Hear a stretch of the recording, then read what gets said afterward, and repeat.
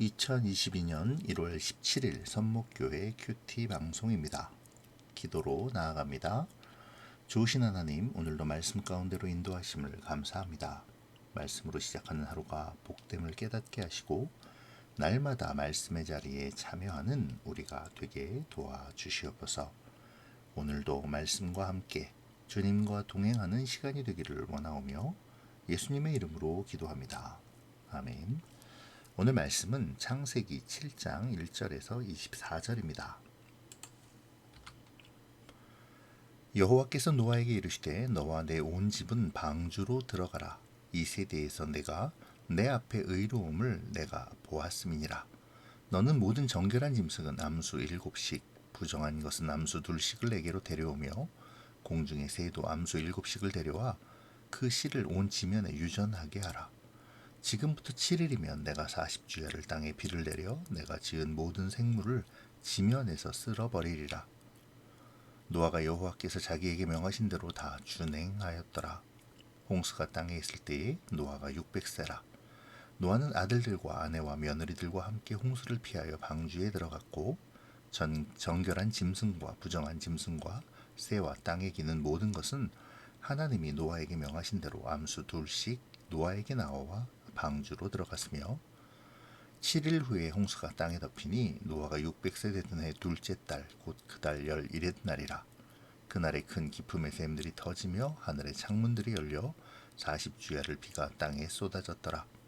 곧 그날에 노아와 그의 아들 셈, 함, 야벳과 노아의 아내와 세 며느리가 다 방주로 들어갔고 그들과 모든 들짐승이 그 종류대로 모든 가축이 그 종류대로 땅에 기는 모든 것이 그 종류대로 모든 새가 그 종류대로 무릇 생명의 기운이 있는 육체가 2씩 노아에게 나와 방주로 들어갔으니 들어간 것들은 모든 것의 암수라. 하나님이 그에게 명하신 대로 들어가매 여호와께서 그를 들여보내고 문을 닫으시니라. 홍수가 땅에 40일 동안 계속된지라. 물이 많아져 방주가 땅에서 떠올랐고 물이 더 많아져 땅에 넘침에 방주가 물 위에 떠다녔으며 물이 땅에 더욱 넘침에 천하의 높은 산이 다 잠겼더니 물이 불어서 15규빗이나 오르니 산들이 잠긴지라. 땅 위에 움직이는 생물이 다 죽었으니 곧 새와 가축과 들짐승과 땅에 기는 모든 것과 모든 사람이라. 육지에 있어 그 코에 생명의 기운에 숨이 있는 것은 다 죽었더라. 지면의 모든 생물을 쓸어버리시니 곧 사람과 가축과 기는 것과 공중의 새까지라. 이들은 땅에서 쓸어버림을 당하였을 때 오직 노아와 그와 함께 방주에 있던 자들만 남았더라. 물이 150일을 땅에 넘쳤더라. 아멘. 하나님의 예고대로 방주가 완성되었습니다. 그러자 하나님께서 노아에게 가족과 함께 방주로 들어갈 것을 명하시죠. 홍수의 심판을 시작하시려는 것입니다. 여기서 하나님은 노아를 구원하시는 이유를 다시 한번 밝히시는데요. 노아의 의로움 때문이라고 하시죠. 비록 불완전한 존재이기는 하지만 하나님을 믿고 신뢰하며 그 뜻을 따라 살아가려 함을 의로 여겨주셨다는 것입니다. 노아의 이러한 점은 5절에 여호와께서 자기에게 명하신 대로 다 준행하였더라 라는 언급에서 확실히 드러나죠. 노아는 하나님의 말씀에 한치도 벗어남이 없이 철저히 순종한 것입니다. 이것은 하나님에 대한 신뢰와 믿음이 없이는 할 수 없는 것이죠. 또 하나 확신한 증거가 있습니다. 13절인데요. 노아는 아들들과 아내와 세 며느리들과 함께 홍수를 피해 방주로 들어갔다는 기록이죠. 이것이 왜 증거가 되냐 하면요. 우리가 묵상한 4장의 기록에서 가인의 후예였던 라멕은 아내를 둘 두었었습니다. 라멕이 일부 다처제의 시작이었죠. 그리고 가인의 후예들과 그 후의 사람들은 일부 다처제의 문화를 자연스럽게 받아들였습니다. 하지만 노아와 아들들은 하나님이 창조하신 질서를 그대로 지키고 있죠. 하나님의 말씀과 뜻을 따라 살기로 다짐하고 당시의 문화와 풍조를 따르지 않았다는 것입니다. 노아는 하나님을 믿었고 그 믿음을 삶으로 증명하고 있는 것이죠.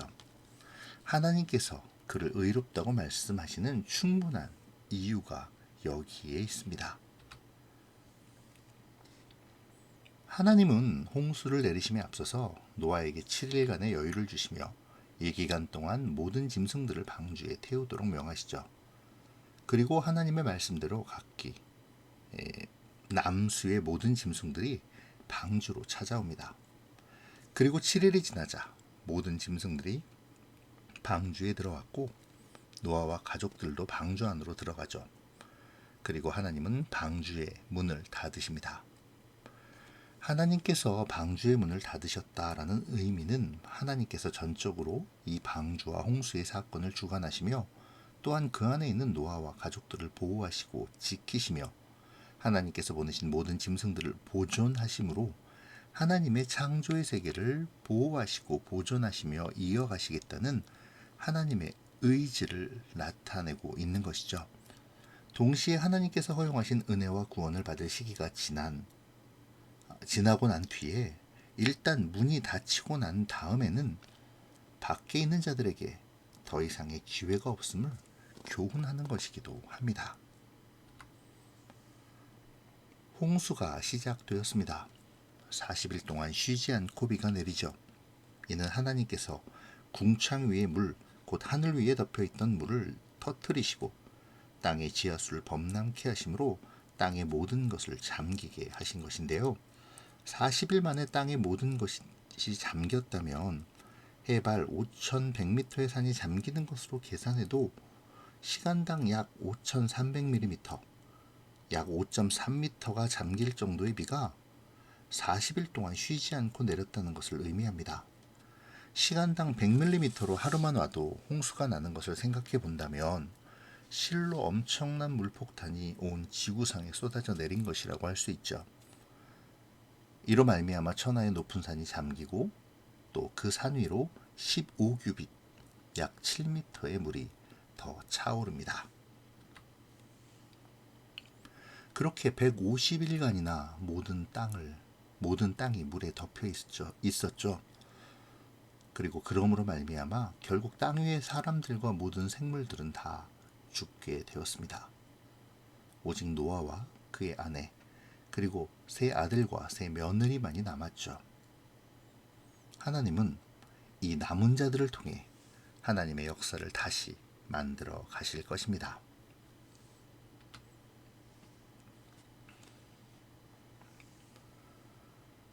하나님께서는 지은 죄로 인해 마땅히 심판당하여야 할 타락한 인간들에게 120년이라는 긴 회개의 기간을 허락하셨습니다.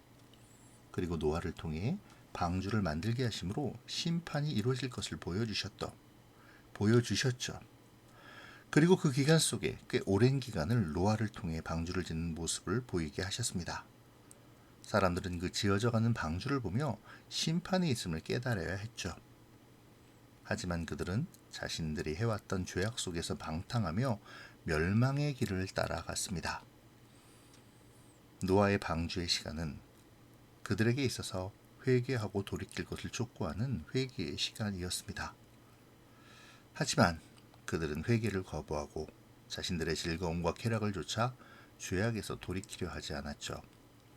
마태복음 24장에서 예수님은 노아가 방주에 들어가는 날까지 사람들이 먹고 마시고 장가들고 시집가고 있으면서 홍수가 나서 그들을 다 멸하기까지 깨닫지 못하였다고 이들의 어리석음과 패악함을 말씀하시기도 하셨습니다.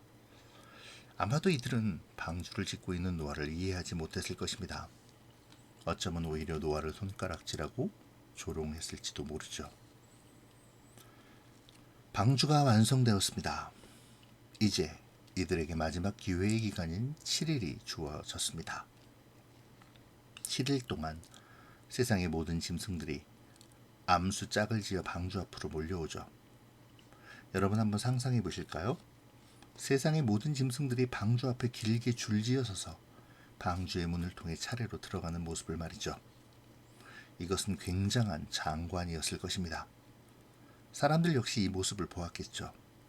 어쩌면 이 7일의 시간 동안 사람들은 방주 앞으로 와서 이 장관의 구경거리를 구경하고 있었을지도 모릅니다. 하지만 그럼에도 자신의 죄를 회개하고 돌이켜 하나님께 용서를 구하며 방주 안으로 들어가려 하는 자는 없었죠. 심판이 임박했고 심판의 징조가 눈에 보여짐에도 그들은 깨닫지 못했습니다. 죄가 그들의 눈을, 귀를, 생각을 가렸기 때문이죠. 결국 방주의 문이 닫히고 홍수가 시작된 후에야 사람들은 방주가, 노아의 경고가 하나님의 심판의 말씀이 진짜였음을 깨달았습니다. 하지만 이미 늦어버렸죠. 이제 그들에게는 더 이상의 기회는 주어지지 않습니다. 하나님께서는 심판의 시간 속에서도 기다림의 시간을 열어놓으셨습니다. 어쩌면 하나님께서는 그들이 방주를 보고 노아의 경고를 들으며 돌이키기를 원하셨는지도 모르죠. 그렇기에 120년을 기다리시고 또 7일을 더 열어놓으셨을 것입니다. 심판을 하시면서도 심판을 하지 않으시려는 기회를 주시는 하나님의 긍휼이 보이십니까? 이렇게 하나님은 죄인이 회개하고 돌이켜 하나님께로 돌아오기를 원하십니다.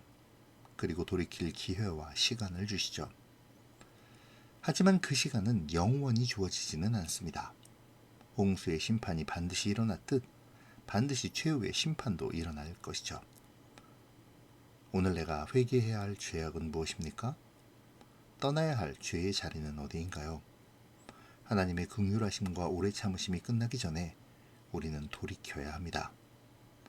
심판의 징조가 보임에도 여전히 죄악 속에서 세상의 즐거움 속에 빠져있지 않기를 위해 기도하며 결단하는 오늘 이 시간의 묵상이 되기를 바랍니다.